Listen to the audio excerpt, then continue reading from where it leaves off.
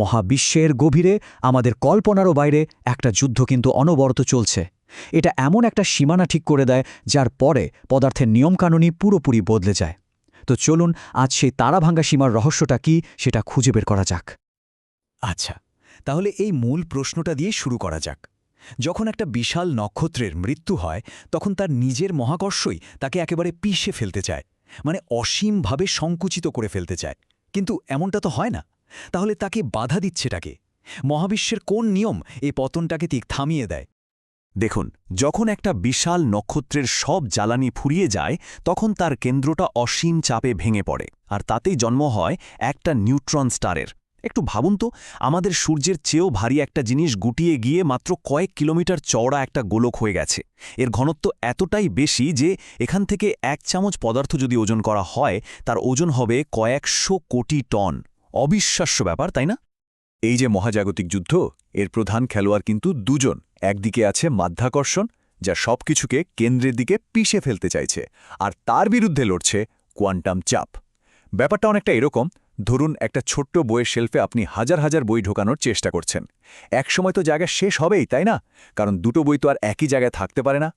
ঠিক সেভাবেই নিউট্রন স্টারের ভেতরে নিউট্রনগুলো একে অপরকে ঠেলে দিয়ে মাধ্যাকর্ষণের বিরুদ্ধে একটা দেয়াল তৈরি করে। তো এই রহস্য সমাধানের প্রথম চেষ্টাটা ছিল একটা গোয়েন্দা গল্পের মতো, আর আমাদের সেই গোয়েন্দা ছিলেন সোভিয়েত পদার্থবিজ্ঞানী লেভ ল্যান্ডাউ। তিনি তখন তার হাতে থাকা সবচেয়ে শক্তিশালী অস্ত্রটা ব্যবহার করলেন, আর সেটা হল নিউটনের পদার্থবিদ্যার সূত্র। এই সূত্র দিয়েই তিনি ওই মহাজাগতিক ধাঁধার উত্তর খোঁজার চেষ্টা শুরু করেন।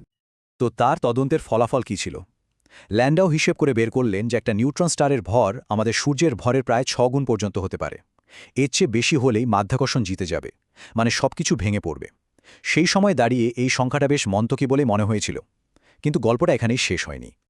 আর এখানেই গল্পের মোড়টা ঘুরে গেল।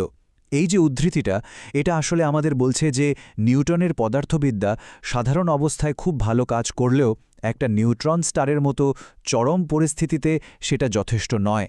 মানে ল্যান্ডাউয়ের হিসেবে খুব গুরুত্বপূর্ণ একটা জিনিস বাদ পড়ে গিয়েছিল। আসল ব্যাপারটা হল, আইনস্টাইনের জেনারেল রিলেটিভিটি অনুযায়ী চরম পরিস্থিতিতে শুধু ভর নয়, প্রচণ্ড শক্তি আর চাপও নতুন করে মাধ্যাকর্ষণ তৈরি করতে পারে। তার মানে কি দাঁড়ালো? সোজা কথায়, মাধ্যাকর্ষণ নিজেই নিজেকে আরও শক্তিশালী করে তোলে। পরিস্থিতিটা কতটা জটিল সেটা বুঝতে একটা বক্সিং রিংয়ের কথা ভাবুন। কোয়ান্টাম চাপ আর মাধ্যাকর্ষণ সেখানে লড়ছে। নিউটনের দুনিয়ায় রিংটা একদম সমান, কিন্তু আইনস্টাইনের দুনিয়ায় প্রচণ্ড চাপের কারণে রিংয়ের মেঝেটাই ভেতরের দিকে বেঁকে যায়। ফলে মাধ্যাকর্ষণের বিরুদ্ধে টিকে থাকা আরও অনেক বেশি কঠিন হয়ে পড়ে। এটা একটা চক্রের মতো কাজ করে, যেখানে মাধ্যাকর্ষণ নিজেকেই আরও শক্তিশালী করতে থাকে। এখন বোঝাই যাচ্ছে যে এই নতুন আর জটিল পরিস্থিতি হিসেব করার জন্য নিউটনের পুরনো সূত্র দিয়ে আর কাজ চলবে না। এমন একটা নতুন গাণিতিক কাঠামো দরকার ছিল যেটা জেনারেল রিলেটিভিটির এই অদ্ভুত প্রভাবটাকে হিসেবের মধ্যে আনতে পারবে। এই যে স্ক্রিনে জটিল সব সমীকরণ দেখা যাচ্ছে, এগুলোই হলো সেই নতুন সরঞ্জাম।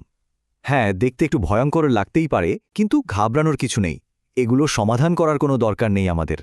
আসল উদ্দেশ্য হলো এগুলোর পেছনের ধারণাটা বোঝা। এই সমীকরণগুলো ব্যবহার করেই পদার্থবিজ্ঞানীরা প্রথমবার আইনস্টাইনের নিয়ম অনুযায়ী একটা নক্ষত্রের ভেতরে ঠিক কী ঘটছে তা বুঝতে পেরেছিলেন। এই জটিল সমীকরণগুলো ব্যবহার করার জন্য পদার্থবিজ্ঞানী রিচার্ড টোলম্যান একটা পদ্ধতি বের করেন। এটা অনেকটা একটা নক্ষত্র বানানোর রান্নার রেসিপির মতো। মানে নক্ষত্রের কেন্দ্র থেকে শুরু করে একটার পর একটা স্তর ধরে বাইরের দিকে হিসেব করে এগোতে হবে, যতক্ষণ না তার পৃষ্ঠে পৌঁছানো যাচ্ছে। এই পদ্ধতিটা ব্যবহার করে আইনস্টাইনের নিয়ম মেনে একটা ভার্চুয়াল নক্ষত্র তৈরি করা সম্ভব হয়েছিল। আর এখানেই আমাদের গল্পের নায়কদের আগমন। যে রবার্ট ওপেনহাইমার, যিনি পরে ম্যানহাটন প্রজেক্টের জন্য বিখ্যাত হয়েছিলেন, আর তার ছাত্র জর্জ ভোলকফ। তারা টলম্যানের এই নতুন গাণিতিক সরঞ্জামটা হাতে পেয়ে ল্যান্ডাউয়ের সেই পুরনো রহস্যের চূড়ান্ত সমাধান করার জন্য কোমর বেঁধে নামলেন।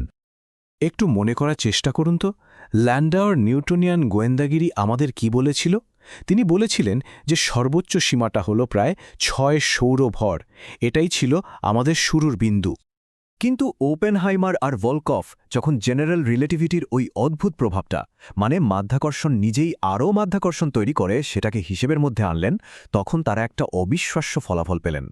নতুন সীমাটা 6 সৌরভর তো নয়ই, বরং 1 সৌরভরের চেয়েও অনেক কম, মাত্র 0.7 সৌরভর। ভাবা যায়? ফলাফলের পার্থক্যটা ছিল বিশাল। কোথায় ল্যান্ডাওয়ে 6 সৌরভর আর কোথায় ওপেনহাইমার ভলকফের মাত্র 0.7 সৌরভর।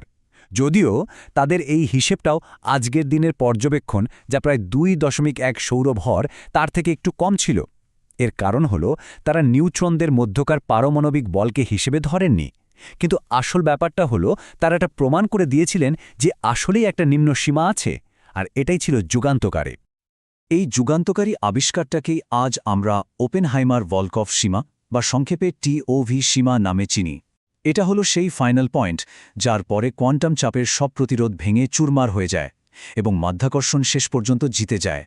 এটাই হলো পয়েন্ট অফ নো রিটার্ন। আসলে কি বলুন তো, এই আবিষ্কারের গুরুত্বটা ওই সংখ্যার চেয়েও অনেক অনেক বেশি।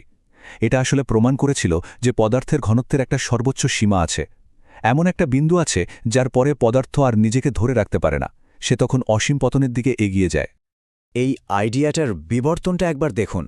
ল্যান্ডাওয়ের প্রাথমিক ধারণা থেকে শুরু করে ওপেনহাইমার আর ভোলকফের বিপ্লবী আবিষ্কার পর্যন্ত এই সীমাটা মহাবিশ্ব নিয়ে আমাদের ধারণাকেই একদম বদলে দিয়েছে। এটা মহাবিশ্বের মানচিত্রে যেন একটা নতুন, অজানা অঞ্চলের দরজা খুলে দিয়েছে। মজার ব্যাপার হলো ওপেনহাইমার আর ভোলকফ একটা প্রশ্নের উত্তর দিতে গিয়েছিলেন, একটা মৃত নক্ষত্রকে কি ভেঙে পড়া থেকে বাঁচায়। কিন্তু তাদের উত্তরটা যে একটা সর্বোচ্চ ভর আছে, সেটা আরও গভীর, আরও ভয়ঙ্কর একটা নতুন প্রশ্নের জন্ম দিয়ে দিল। তাহলে প্রশ্নটা হলো, যদি একটা নক্ষত্রের কেন্দ্র ওপেনহাইমার ভোলকফ সীমার থেকেও ভারী হয় আর কোয়ান্টাম চাপও তাকে রক্ষা করতে না পারে, তাহলে মাধ্যাকর্ষণের সেই অসীম পতনের পর তার শেষ পরিণতিটা কি হয়? সেই বস্তুটাকে আমরা কি নামে চিনি? এই আবিষ্কারটাই কিন্তু প্রথমবার তত্ত্বের দিক থেকে ব্ল্যাক হোলের অস্তিত্বের দিকে ইশারা করেছিল।